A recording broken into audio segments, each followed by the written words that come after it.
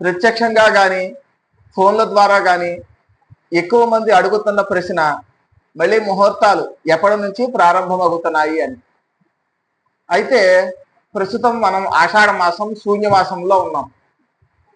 ఈ శూన్యమాసము అంతేకాకుండా గురుమూఢము కూడా కలిగి ఉంది. మాసం అంతా కూడా ఆగస్టు 12వ తారీఖున ఆషాఢ అమావాస్య, అప్పటి వరకు కూడా గురుమూఢము ఉన్నది. ఈ ఆషాఢ మాస అమావాస్య అంటే ఆగస్టు 12వ తారీఖు వరకు కూడా శూన్యమాసం కలదు. తదుపరి శ్రావణ మాసం ఆగస్టు 13వ తారీఖున ప్రారంభమవుతోంది. అయితే మొదట మనం అనుకున్నట్టు ఈ శ్రావణ మాస ముహూర్తాలు ఎప్పటి నుంచి ప్రారంభమవుతున్నాయి అంటే ఆగస్టు 13వ తారీఖున శ్రావణ మాసం ప్రారంభమవుతుంది. ఆగస్టు 15వ తారీఖున ప్రారంభమైన వివాహాది శుభముహూర్తాలు సెప్టెంబర్ 7వ తారీఖు సోమవారం వరకు కూడా ఈ శ్రావణ మాస వివాహాది శుభముహూర్తాలు కలవు. తదుపరి భాద్రపద మాసం 1 నెల వివాహాది శుభముహూర్తాలు ఉండవు.